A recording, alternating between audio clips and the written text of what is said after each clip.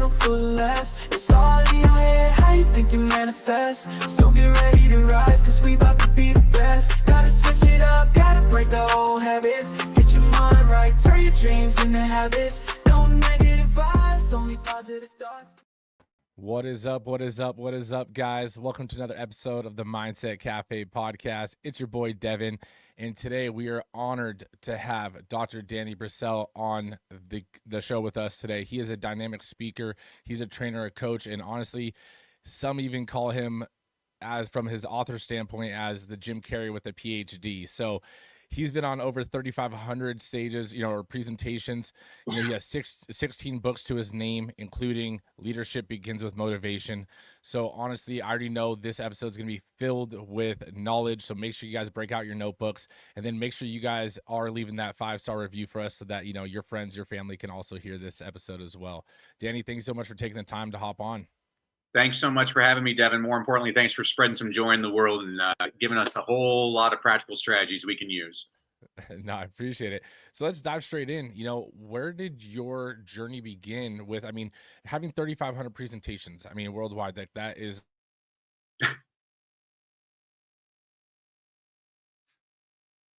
and then going into writing, let alone publishing 16, that is a huge accomplishment. So, hats off to you. But where did that all start for you? How did you get into this industry? Well, I'll try and put it into the short version. So over 30 years ago, I was a reporter. I was covering President Bush Sr. in the 1992 presidential election, and had a great job. Got to meet all the major editors of newspaper dailies around the country.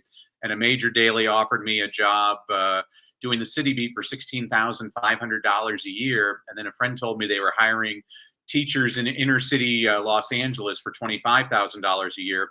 So I became a teacher for the noblest of reasons, for the high pay, and started teaching, loved teaching, moved on to the university, worked as a professor. So I've worked with all ages, from kindergartners all the way up to rocket scientists.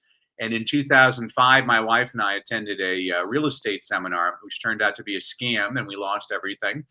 And I could play the woe is me card, but I'm a positive person. I took a lot of important lessons from that. First of all, my wife is my life mate. I put her through the ringer, and she stuck right by me.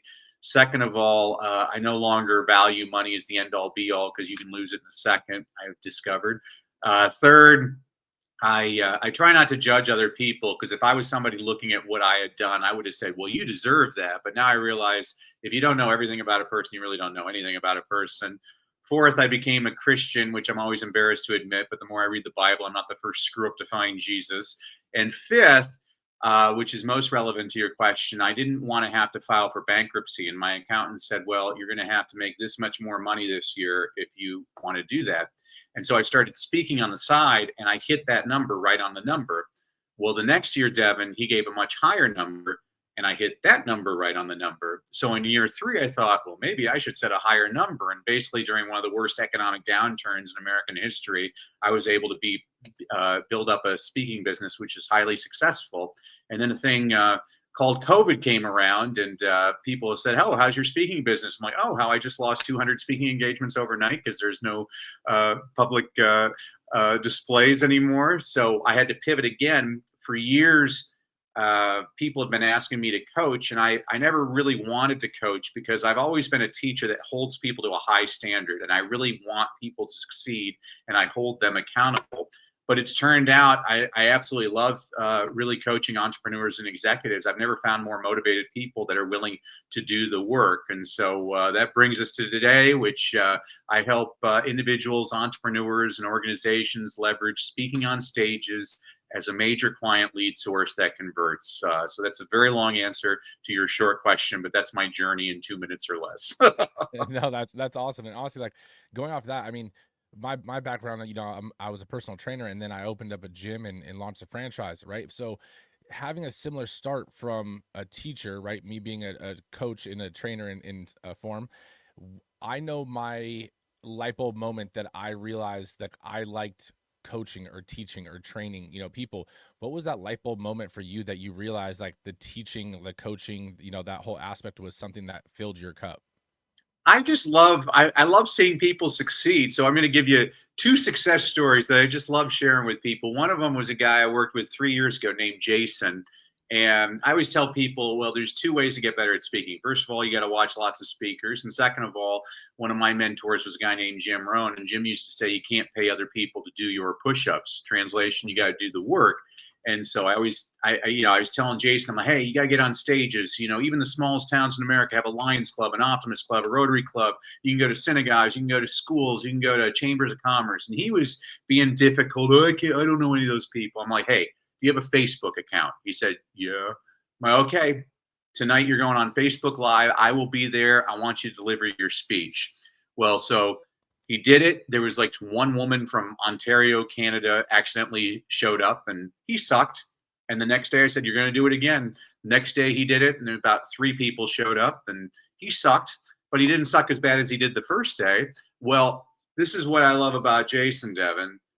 Every day for the last 3 years, Jason has gone on Facebook Live to deliver this same talk. He now has over 6,000 people in his community, and he almost made 7 figures last year off of all the different offers he made. It was just incredible. I'm so proud. So my light bulb is, I'm just proud that he did the work. The other guy I always love to tell people about, this is January. So it was 2 years ago in January. So I worked with this guy named Gustavo. Gustavo should be the president of the United States. He's a great American success story. He came to America 30 years ago from Ecuador, didn't speak a word of English, did every menial job possible, invested all of his money in real estate.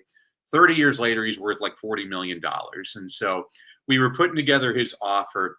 So his offer is he coaches people for 4 months on real estate for $40,000. I've crafted a lot of offers, Devan. That's a very high offer, but I told him exactly what I say. I'm like, hey, you got to do the work. You got to get out there. And he said, well, I'm going on a podcast, and I'm like, here's my phone number. You call me tomorrow. I want you doing it tonight. He calls me the next day, Devan. He's like, oh my gosh, Danny, you're a genius. I'm like, did you go on the podcast? He's like, yes. I'm like, did you make your offer? He's like, yes. I'm like, did you sell any? He's like, 23. Devan, reading's my specialty, not math. But if I'm doing my math correctly, he made $920,000 that night on an offer we had crafted that afternoon. Since then, he and I are still in touch. He's made 8 figures off of that speech. So that's what gives me. I mean, maybe I should be getting a cut of what these people are making, but what the satisfaction is, he's succeeded. And the reason he succeeded, I mean, you're in personal training, people don't succeed just sitting on their butt. You got to get out there and you got to do the work. And so, yeah, that's again a very long answer, but that's my light bulb moment that I absolutely love it. I love watching people and the looks on their faces. And this also is those people now affect all the people around them. They're inspiring people. So there's a real butterfly effect, domino effect. No, exactly. And I mean, all your answers are perfect. I mean, they're not long. I'd say, I love doing episodes with individuals like yourself that can really elaborate on a topic and really express it, because this is what, the audience really digs, and they love stories. Like, everyone can read like a textbook, right? And your example, yeah, it'd be cool if you got a cut of it, but that's not someone like you and someone like myself. Like, that's not the real passion or the thing that makes us show up day after day. Seeing the confidence, seeing the pride, seeing the things that are being developed in someone, that we got to have a touch of, that. And at the end of the day, like, you can give someone the blueprint, but if they don't follow it and they don't even take action to even start it, then nothing's gonna get built, right? So that's so awesome that that is one, that math is on point, and it is crazy, first off and foremost. Like, that is nuts. Your results may vary. I always have to tell people your results may vary. Oh no, 100%. I mean, just to go into a quick tangent based off of that story. I mean, do you know who Russell Brunson is?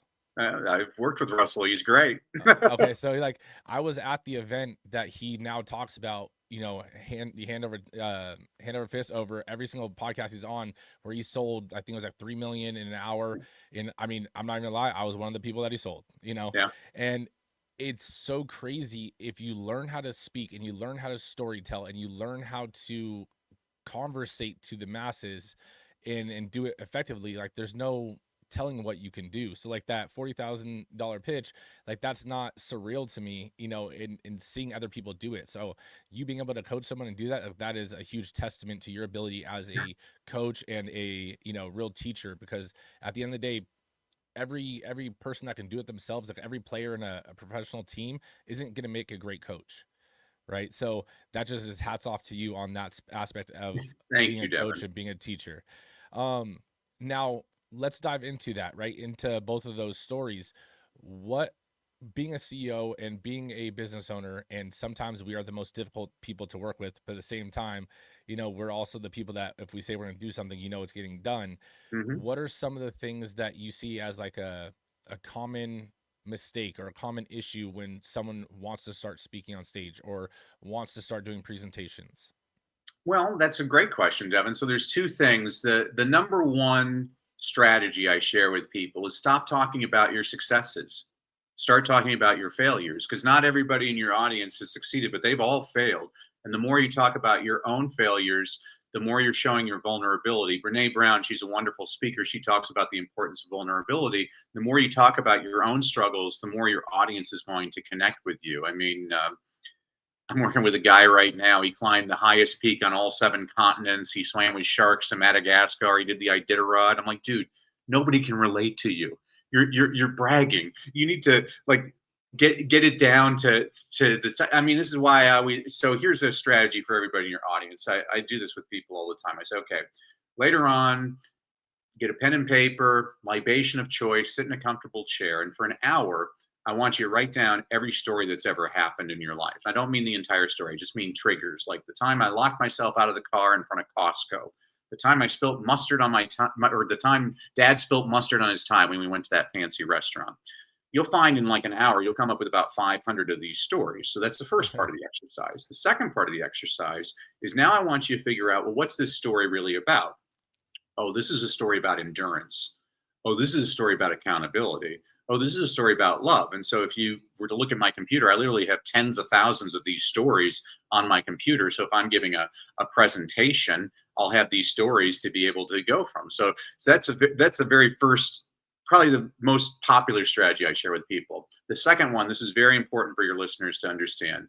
Stop making multiple offers. Biggest mistake I see in most presentations. You'll even see it on podcasts. At the end of podcasts, I hear this all the time. Oh, just make sure you like, subscribe, and put your comments. You just gave 3 calls to action to your audience. You're going to have a much lower rate because of those 3 calls to action. Every time you give a choice, you're going to lose people. You need to lower it down to 1 call to action. This is probably the most important thing that people need to understand is the brain doesn't like choices. It confuses the brain. You confuse, you lose. So if you can do those 2 things, and again, I always tell people, really one of the best ways to get better at speaking is watch lots of speakers. So I watch politicians, I watch televangelists, I watch comedians, I watch them in front of big groups, in front of small groups, in front of men, in front of women. Here, I'll give you a ninja strategy. I watch a lot of televised award shows because when the person wins the Academy Award, they only have 45 seconds to connect with their audience. Now, most people waste their time. They get up there like, I want to thank God, I want to thank the Academy. It's stupid. Nobody's paying attention. But every now and then, somebody does a great job. So a few years ago, there was a guy named Joe Walker who won the Academy Award for Best Film Editing. Well, this is Hollywood. All the important people are in the audience, the actors. They don't care about film editing. You can see the camera, nobody's paying attention.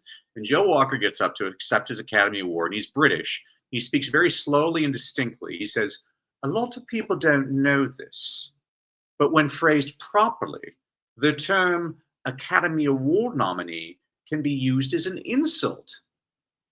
Well, now the camera pans the audience and you see people kind of leaning in, like, what's he talking about? He's like, for example, yesterday I got in an argument with my 17-year-old daughter, and she said, well, Academy Award nominee Joe Walker. All of a sudden, you see everybody laughing. He gets off stage. Denzel Washington wants to meet him. Brad Pitt wants to meet him. Sandra Bullock wants to meet him. Time magazine said it was one of the highlights of the Academy Awards.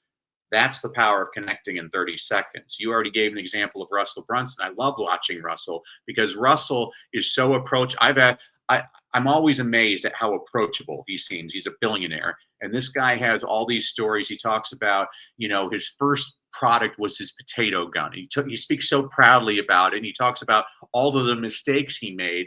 And everybody's always laughing because that's such a human. He's not talking about, there's a great 30 Rock episode where Tracy Morgan, he's now become so successful as a comedian, he can't relate to his audience. And they show him doing his stand-up. He's like, don't you hate it when your personal chef screws up your foie gras? And nobody in his audience understands what he's talking about. So the power of connection, you got to watch people. That's why I love watching, another thing for people in your audience is whatever you perceive as your weakness, turn it into your strength.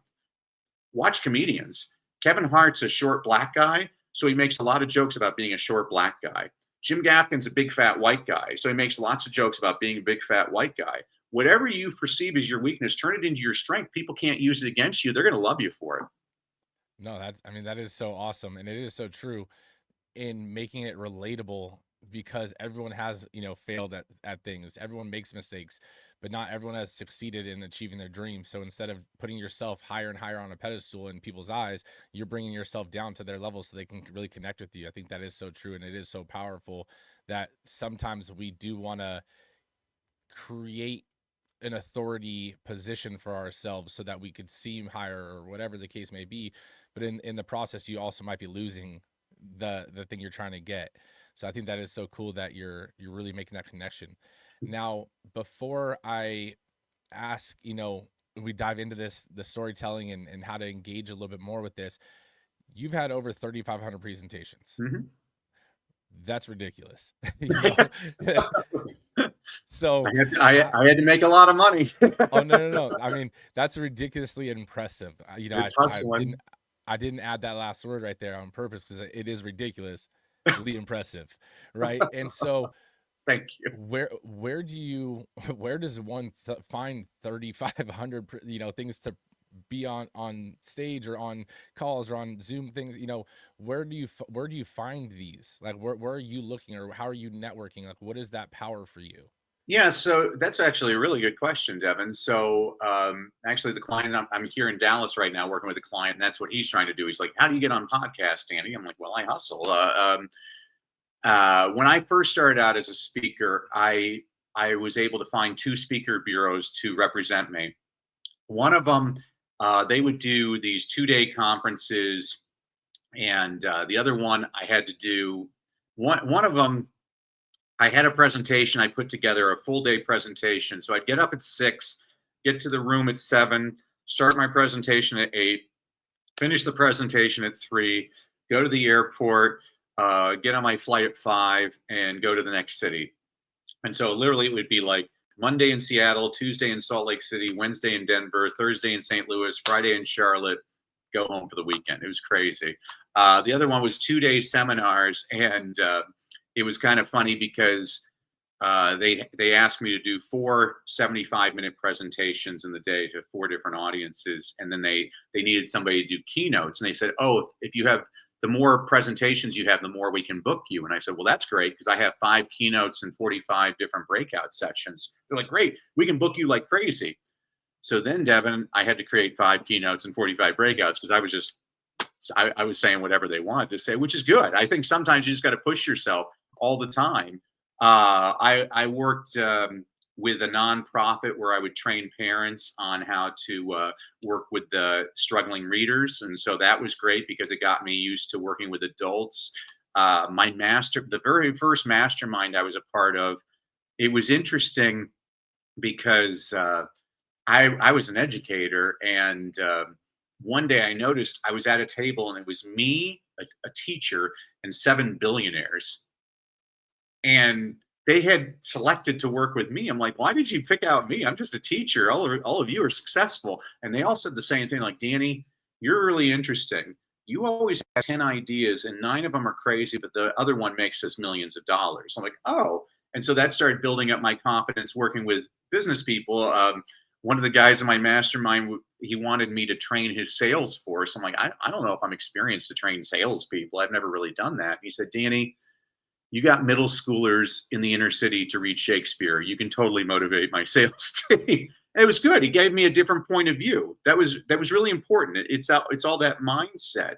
And then podcast, really what I did, I really went after podcasts aggressively when COVID hit. And I said, if I can't speak, I still need to stay fresh. So I'm going to get on 20 podcasts a week. And so I I subscribe to all these different services that put me in touch with people like you.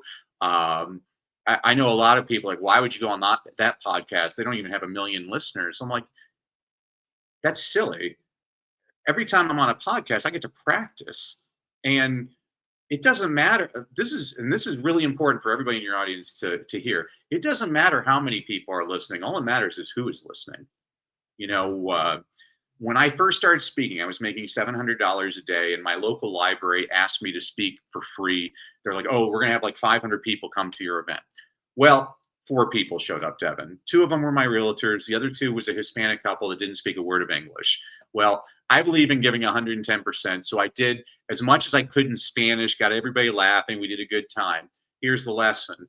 The Hispanic woman was taking English classes at the Adult Literacy Center. She recommended me to do a 45-minute keynote, which I got paid $4,000 for, which at that time was 6 times my going rate.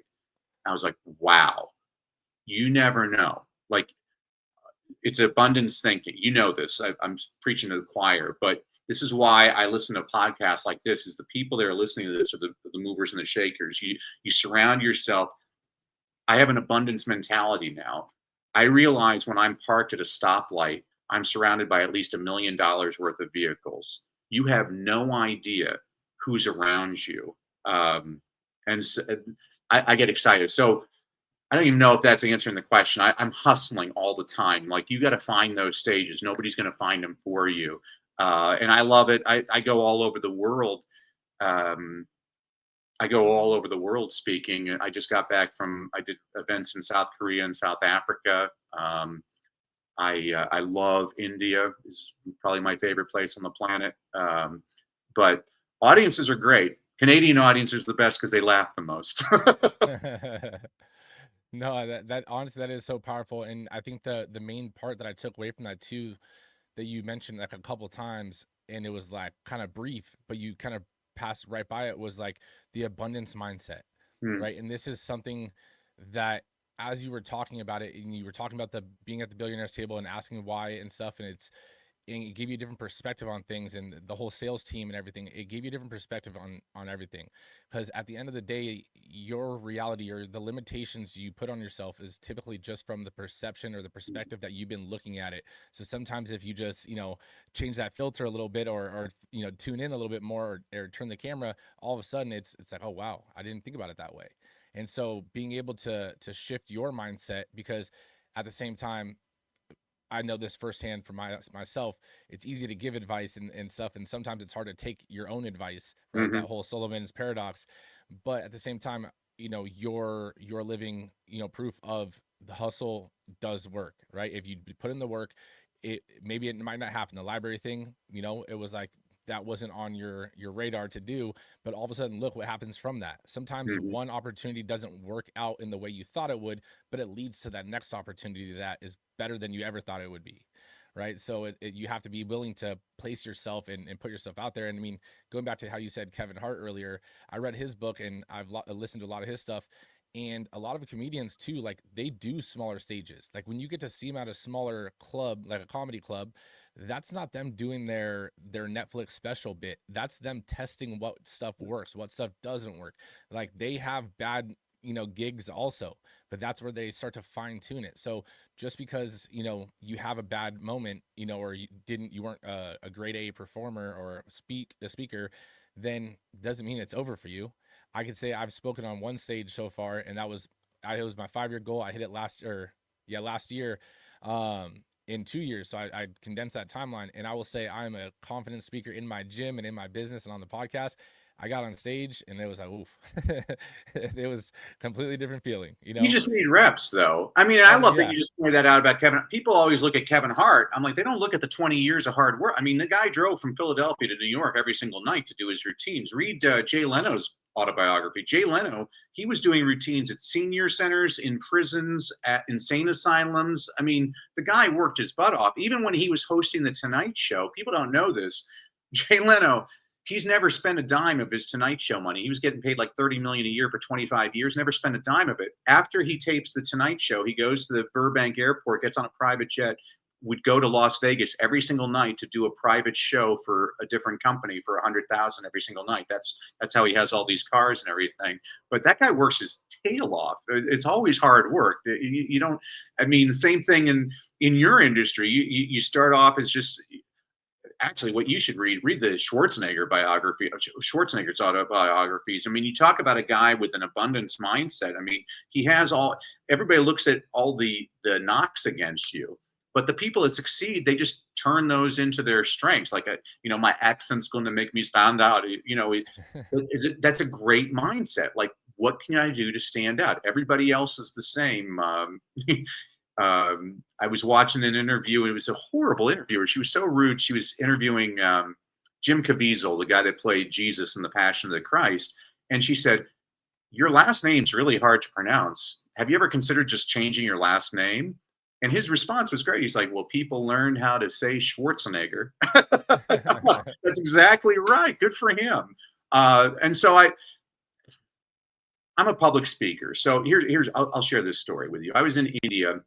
I was speaking to a school, got all the kids all pumped up, and this 6-year-old boy comes up to me after the speech, Deb, and he has a tear in his eye. I notice he's missing his left arm, and he's looking up at me. He's like, how can I succeed?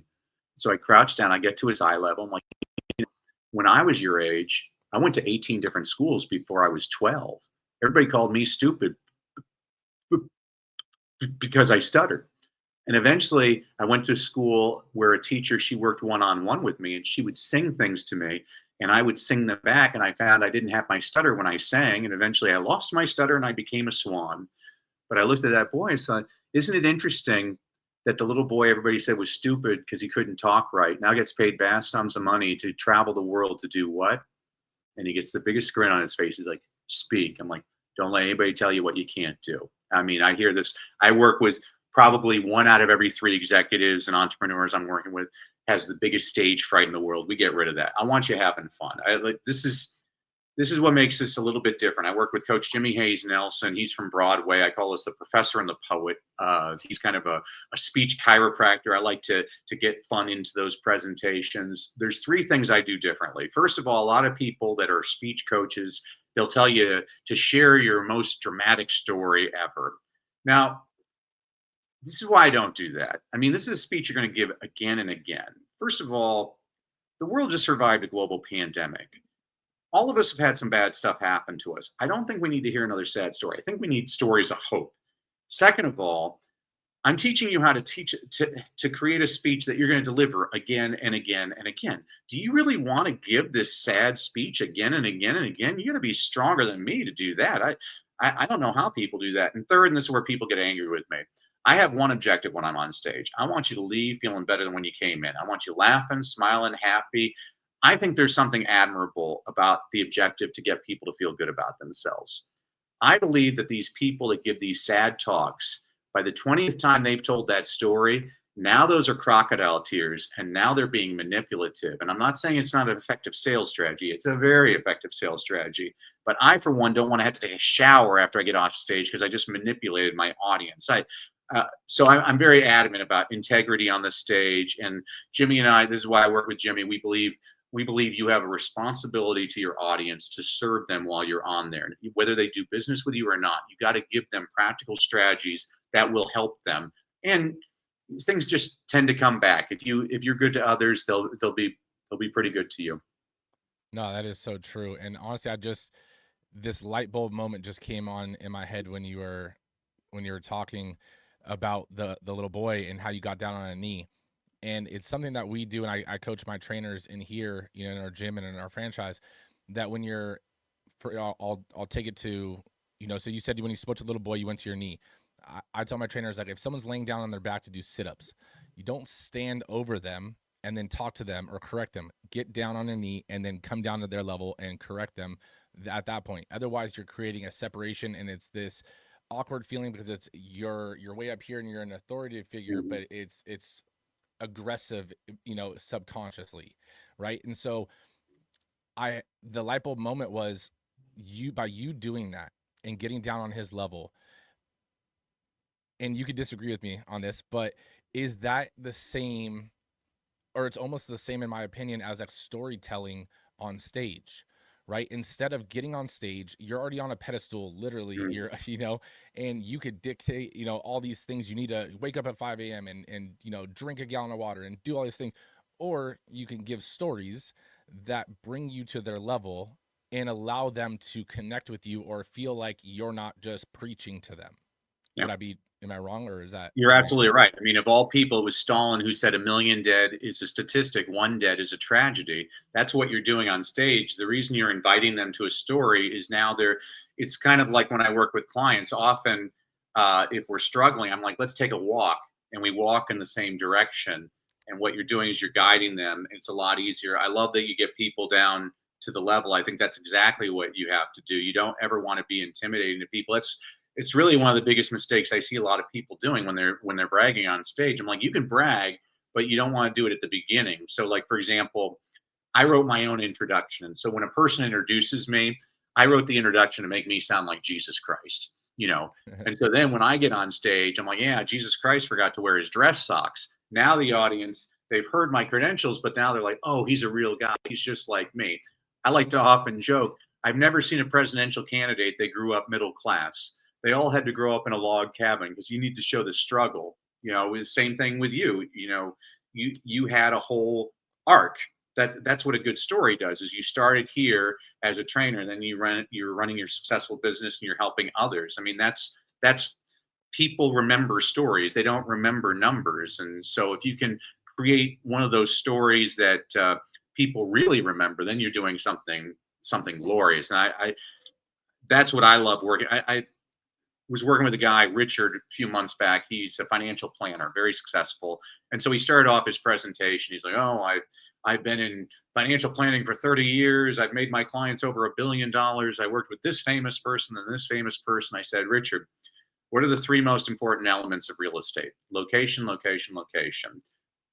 This is great, but you have it in the wrong part of your presentation. And so we changed his speech. So now he starts off his presentation. He talks about the very first client he ever got. And basically, it's a comedy of errors. He made every mistake possible. It's amazing that this person invested a dime with him.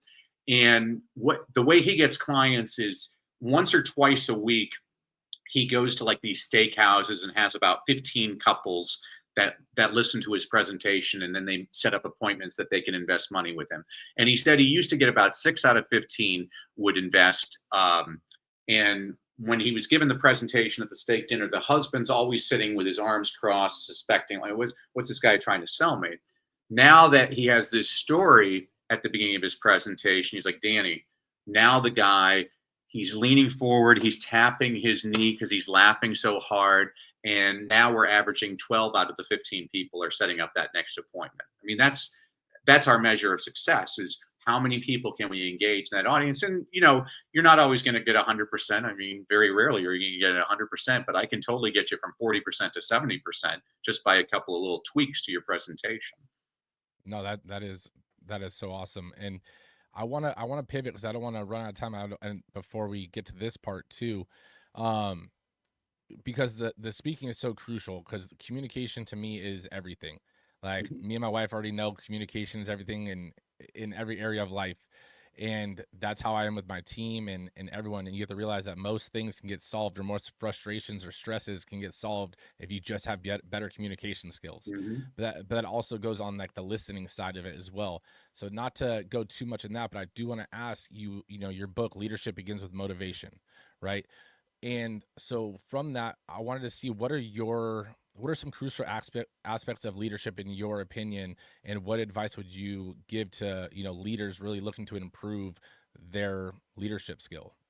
Yeah, so I've never liked the term servant leader because it's just redundant. Leader, by definition, you are a servant. You should be. I mean, there's a pretty good book. I think it's great. Most people call it the good book, but the lead character, he says the way you're going to be to the top is by starting off at the bottom and by serving others. And the best leaders are doing that all the time. When I wrote Leadership Begins with Motivation, it was interesting because when I was a middle school teacher, I was the only teacher that none of my students ever showed up late to class, because I always started off with a Paul Harvey story. Now, you're younger than me. I grew up listening to Paul Harvey on the radio.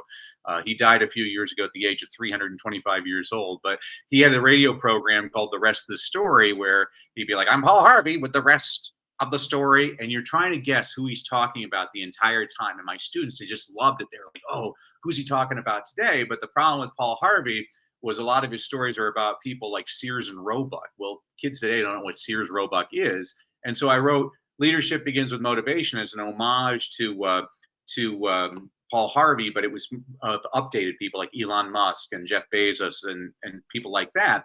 Well, after I wrote the book, I was fascinated because completely unintentionally, I read the book and most of my examples were of white male Americans. And so the latest book I wrote is called, there we go, Misfits and Crackpots. And this book is the same types of stories, but almost all the examples are of women, minorities, and international people. And it was the most fun I've ever had writing a book. Because again, I don't know how to say that. I was working with, so one of my goals as a trainer is I want to coach more women and minorities to get on stages because their voices need to be heard.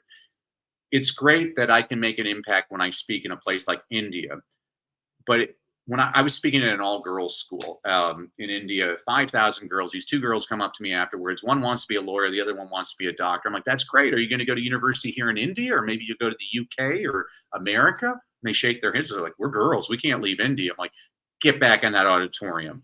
Got them back in. This was in 2018. I'm like, now is your moment, ladies. Within 5 years, India is going to become the largest country on the planet in terms of population. You're a very young democracy. You're only 75 years old, yet you've already elected a woman prime minister. America still has not elected a woman president. I'm like, right now, there are twice as many women in India as there are people in the United States. There are actually more women in India with a graduate degree than there are people in the United States. And I'm like, you just made it my mission in life. The next CEO, the next prime minister, and the next really good mom is coming out of this audience. I think it's great that I was able to give that presentation, but think about how much more powerful if I was a woman giving that presentation to those girls. And think about how much more powerful if I was an Indian woman.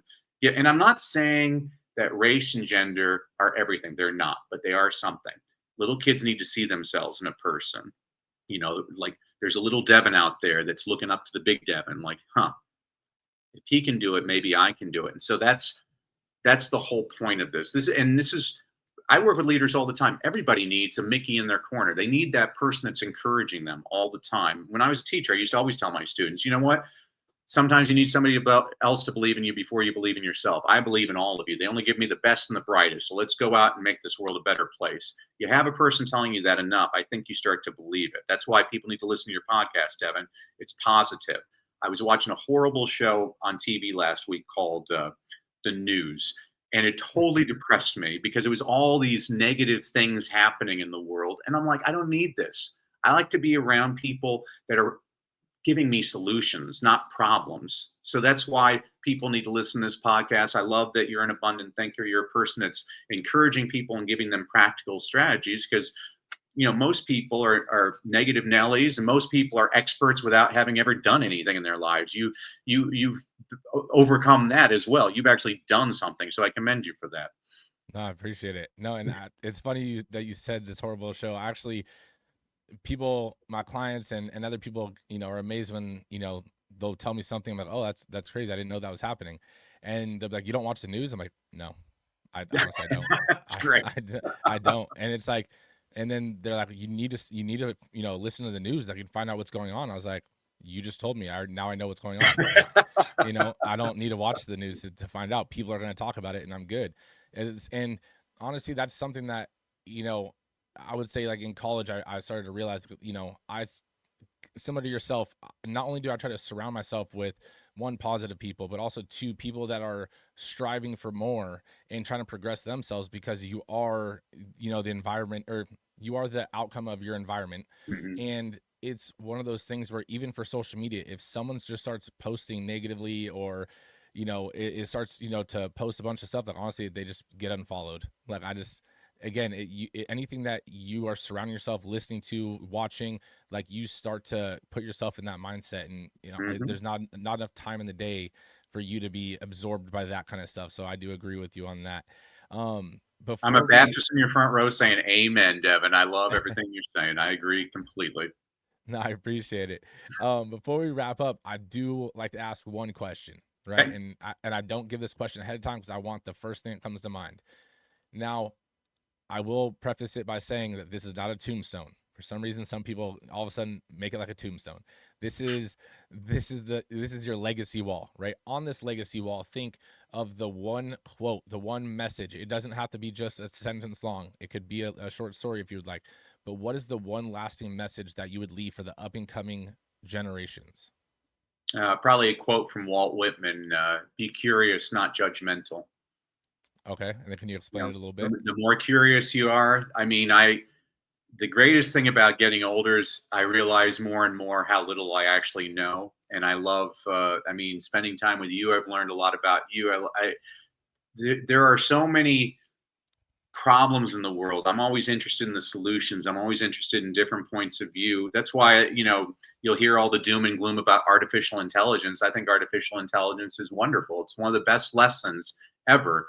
It's no longer important to have the answer. What's more important is to be able to ask the right question. And I think if we're asking better questions, then we're all going to progress a lot better. So, yeah, I would love. I'm a person that just loves inspirational quotes and abundance thinking, and that's why I read so many books. I read a lousy book the other day, and the whole book was a waste of my time, but there was one story in that book that and I believe if I get one thing out of a book, then it's worth my time. So it was a marketing book, actually recommended by Russell Brunson. And it was about this salesman, and he was going around the world trying to figure out the next big thing to sell. And so he was failing everywhere. He was in Chile, and he's watching these fishermen, and they're fishing, and they're catching fish. And there's these other fish that come in the nets, and they put those fish aside. And you notice they were eating those fish. And he said, "Oh, are you eating those fish because you get paid for the other one?" They're like, "Well, yes, but also this fish is tastier." He's like, "Well, may I try it?" And they're like, "Yeah, sure." So he tries. He's like, "Oh my gosh, this fish is so much better than that other fish. What's it called?" And they're like, "The toothfish." He's like, "The toothfish? That's the worst name I've ever heard for." Huh. And so he takes it to the United States, and it's now the number one selling fish in America. He changed the name toothfish to Chilean sea bass. I love that story. I'm like, I had no idea that was the truth. It's just a person looking at something. Oh, I'll give it a different. I just love people that are thinking that way. I'm fascinated, and it's all elements of life. I was just in South Africa. I think everybody should have to go to Robben Island to learn about Mandela's 27 years of imprisonment on that island for doing something that all of us Americans take for granted. He made fun of his government. He criticized his government, and he went to jail for 27 years for that. And I honestly don't know how a person like that was able to walk the face of the earth. He's one of the most incredible human. I mean, every century we get a couple of those people. Martin Luther King and Gandhi in the 20th century. You get like an Abraham Lincoln in the 19th. I just don't know. I love reading about people like that. And so, yeah, that's a very long answer. Be curious, not judgmental. I love learning about things I know absolutely nothing about. No, I think that is so awesome. And honestly, that's the first time someone has dropped that in their legacy wall. So I think that is so awesome because curiosity, they say kill the cat, but honestly, I think curiosity is the spark to innovation and is the spark to your success. Like you have to think about, I have a 3-year-old daughter and she's just got into the Y phase. And me and my wife just looked at each other like, oh no, we are about to go through it. We were in the car and all of a sudden she was like, we're like, oh, my friend's little son had to go in the other car, and she's like, why? And I was like, because his mommy and daddy have a car too. Why? And I was like, so it's like it brings you back to life in general. And it's like, just because something hasn't been created yet, ask why. You haven't achieved your goal yet, ask why. Right? And you being able to ask why allows you to uncover a lot of truths about yourself, about the world, about certain situations. So I think that is so awesome. So guys, make sure you guys give us that 5-star review. And honestly, I know you guys have got a ton from this episode because I know I personally have. So make sure you guys give us that review because it will help spread the message to more people like yourself. But Danny, thank you so much for taking the time out of your day to drop some knowledge. Well, thank you, Devin. And just as a thank you to you and your audience, I wanted to give everybody a freebie. So if you go to freestoryguide.com, again, freestoryguide.com, I'll give you the blueprint on how you can create your own well-crafted story presentation. And again, I just wanted to thank you for all you do, Devin. Keep on doing it, my friend. Thank you so much. And guys, that will be in the show notes. So make sure you guys click that link and check it out. No negative vibes, only positive thoughts. Cause in the game of life, mindset calls the shots. Got my mind on the prize, I can't be distracted. I stay on my grind, no time to be slacking. I hustle hard, I go against the current. Cause I know my mind is rich to be